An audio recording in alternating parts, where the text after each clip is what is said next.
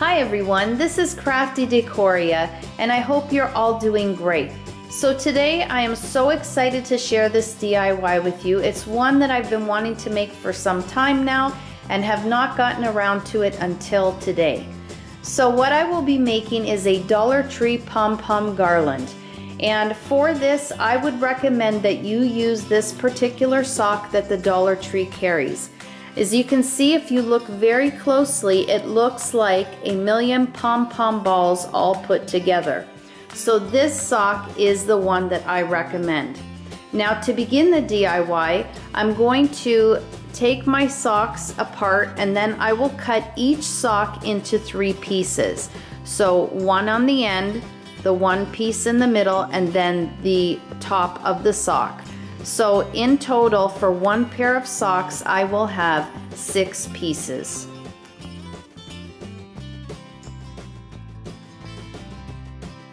Okay, so now I have my socks cut up into 6 pieces.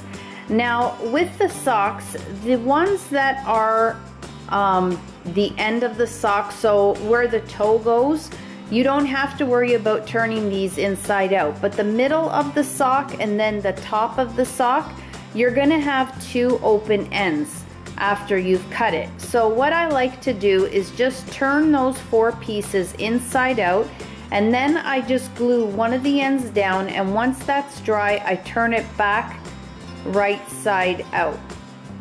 Okay? So once you've done that, then you're ready to stuff the socks.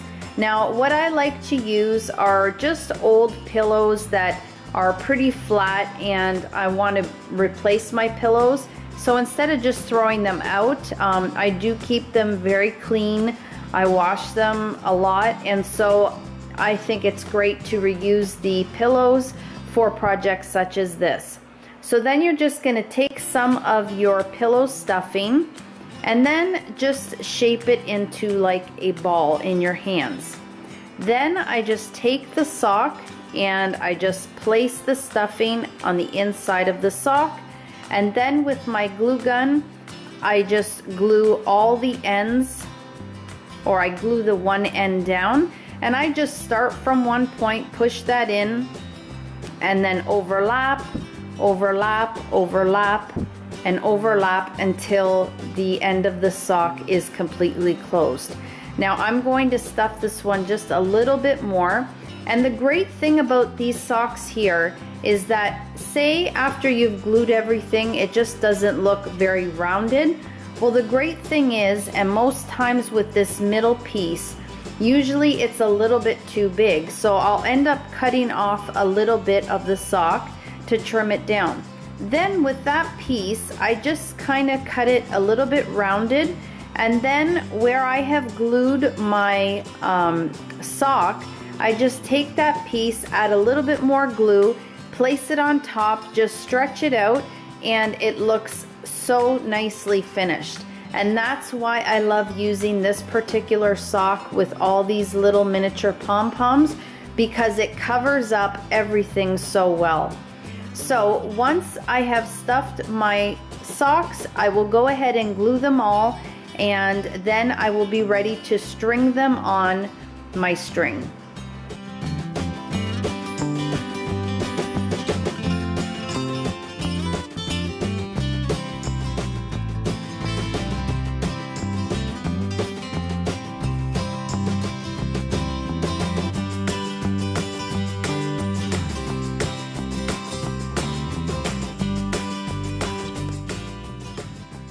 So just to show you, taking one of the pieces that have a open end on each side, I'm just going to turn that piece inside out, and then I will take my hot glue and add some glue to the inside of one of the ends. Now again, this is extremely hot and you can burn yourself, so when pushing that together, I just take a pen or pencil and then lay that on top and press it down until it has dried.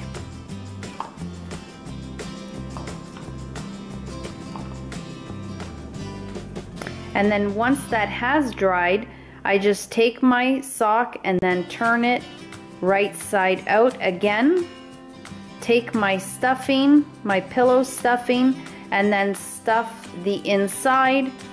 And then I will kind of measure my pom-poms to make sure that they're all around the same size. If I need to trim it down, I just take a little bit off and then I glue the other end down. Okay, and I also wanted to show you how I do those middle pieces and end pieces. Well, the end is not as bad, but sometimes that middle piece is a really awkward shape, but you can still get it to be a nice round pom-pom. All you want to make sure is that when you're stuffing it with your pillow stuffing, you're forming it into a ball before you place it inside. Then you're just going to put it to the end that looks closest to the shape of a ball. Now here you can see I have a little piece sticking up, but I'm going to show you how I put that down and you really can't tell. So now I have some excess here and I'm going to cut this off. And I will be using these scrap pieces for this. Okay, so the first thing I'm going to do is just glue down this end of the ball.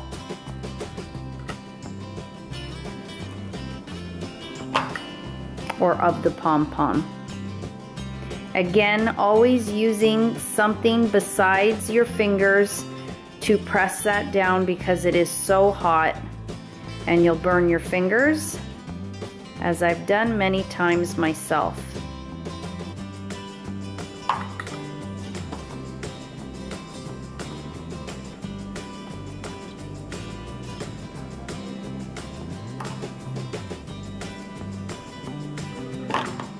So I am doing this a little bit quicker, but again, this sock works so well that it is very easy to cover up any spots that don't look quite so perfect.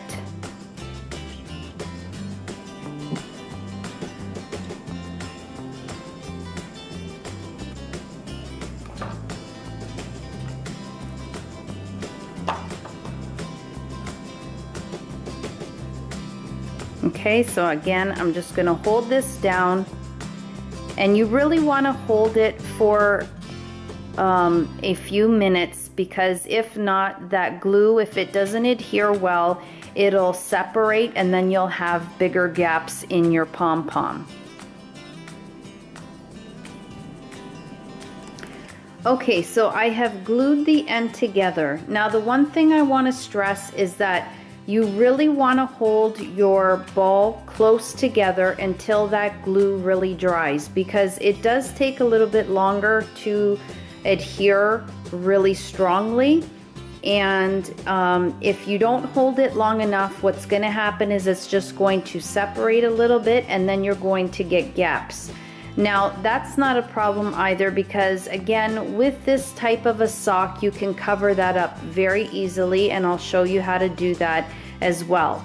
But the first thing I'm going to show you is, as you can see, we have a little point here because of the shape of the piece that we did cut out. Now what I do with this normally is I will just add some glue and then I will pull up on this and fold it over. And again, if there is a little bit of a gap there, I will just take a scrap piece and then glue that on top, and then you will not be able to tell that there was a seam there, and you'll get a nicer, rounder finish. So I'm going to go ahead and do that and show you what that looks like when it is dry and where it's not going to move.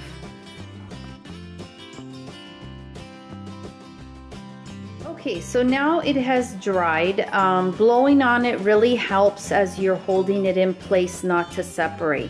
So now you wouldn't really be able to tell with this one here. This is where that little piece was sticking up, and I folded it over, and as you can see, it's very rounded. And if you wanted to keep it like that, you absolutely can. but I do have a little bit of glue sticking out and just a little tiny bit of a gap. I mean, you wouldn't really be able to notice. The most important part is that it's rounded. And then with the bottom here, I left a little bit of a wider gap just to show you how I patched that up.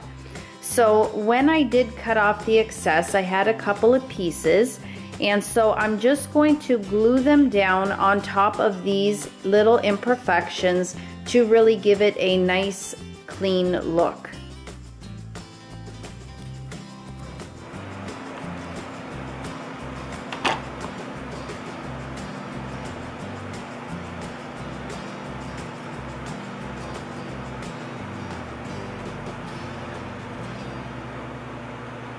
Okay, so I just glued or placed some glue on the ball, and then I just placed my piece on top, and I think I even placed it on the wrong side, but again, this type of a sock is so forgiving and it really hides everything really nicely. So I just make sure that that piece is completely covered so that I don't have any ends sticking up.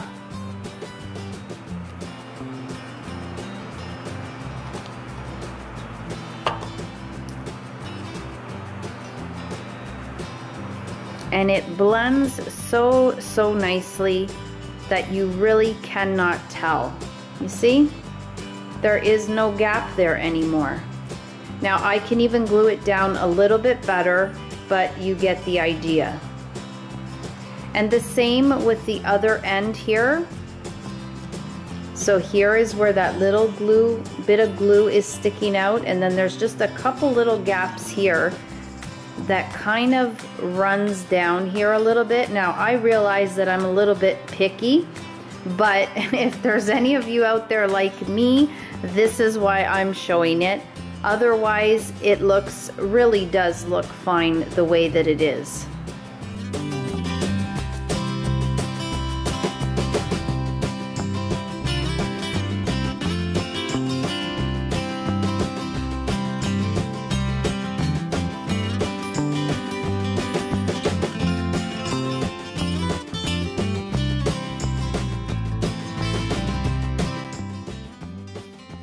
So now I need to string all my pom-poms onto my yarn, and I am using this yarn that I purchased at the Dollar Tree. I just love this one. It is multi-dyed yarn. It has pink, blue, and white in it, so I think this will look pretty for spring. And all I'm gonna do is, I didn't have a big enough needle to put my yarn through. So all I did is I just took some regular thread and I overlapped the thread to make it double thick, and then I kind of made my own needle with the thread, and then all I did was I pushed the yarn through this threaded piece here, if I can open it up. So here, with the thread, I just made an opening, and then I put my yarn through that and tied a knot. So this way I'll be able to push it through my pom-poms. So I just measured the width of my fireplace mantle, and then I added another half. So I made it like 1.5 of the mantle. And this way, if I have any extra, I can just cut it off, but I needed the extra because I'm not going to be having it sit tight on the mantle. There will be a little bit of a droop, and you always want bigger instead of smaller, because again, you could always cut it off. So now I'm just going to take my pom-pom ball and I'm going to thread the needle through. And then I'm going to have to pull a little bit hard, but it should go through. And then I have my pom-poms strung onto my yarn. So I'm going to continue to do the same to the other pom-poms until all the pom-poms are on the yarn. So here I've just at the other end tied a knot and then made a little loop so that I can hook this on to my deer. It is a stocking holder, but I use it all year round for lighter garlands such as this. This way I could just hook it on. And they stay really nicely in place, so they're not going to be sliding around.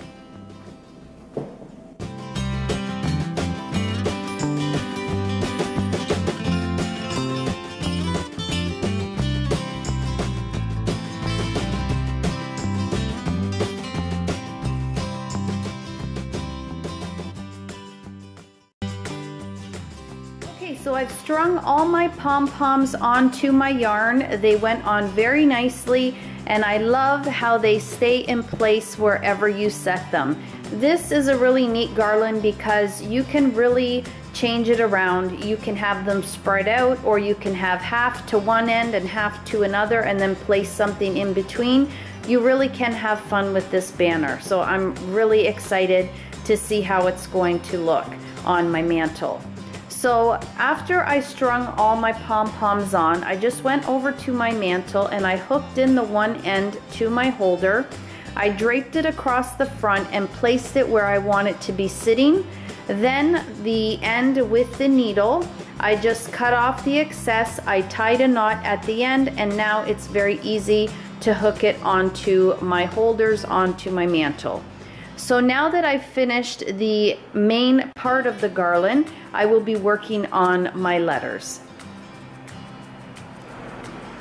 Okay, so moving on to the last step before I can put everything together, I need to do my X's and O's. Now for this, I just went into my photo editor and I just printed out an X and an O, and I made 2 printouts of each letter. Now the font that I chose was this one here. It looks like there's a X inside of another X. If I can remember, I will write the name of the font that I chose. And the reason I chose this one is because when I go to cut this out, I'm going to cut my first letter just around the whole outside of the letter, and then the second one I'm just going to cut in this black area. This way I have 2 sizes of letters. So here I've cut them out, and the reason I did this is because I'm going to be using the felt in red, pink, and in white. So I may choose to trace the larger one on a pink piece, and then I'll trace this smaller one on a red or white. And then this way I can layer the X's, and I think it'll give it a really pretty effect. Now the felt that I chose was the 12 pack from the Dollar Tree, and you get 12 pieces in that pack. You get 3 pink, 3 white, 3 red, and 3 purple. So it's a great pack because you get a lot of felt in there. And yeah, so that's what I'm using for that. So once you have cut out your templates, you're ready to trace them on your felt. So here I've done the O's, and I just used what I had on hand. I used the ornament ball markers in gold and in white to just trace that on here. Now I'm going to go ahead and trace my X's, and then I will cut everything out. I will layer them together, and then once that is done, I will set up my pom-pom banner and attach the letters and show you what the final look looks like all complete.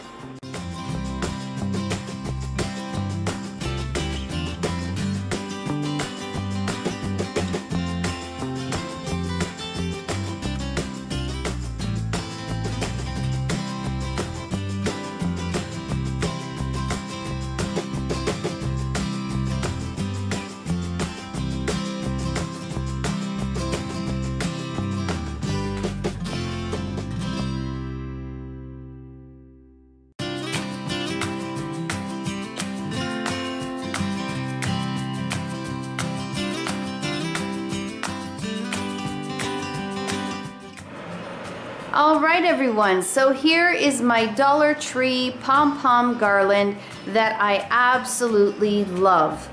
This was so easy, so inexpensive, and so much fun to make. I absolutely love that I'm able to clip my X's and O's onto the garland and then remove it so that I can definitely change it out for all the seasons.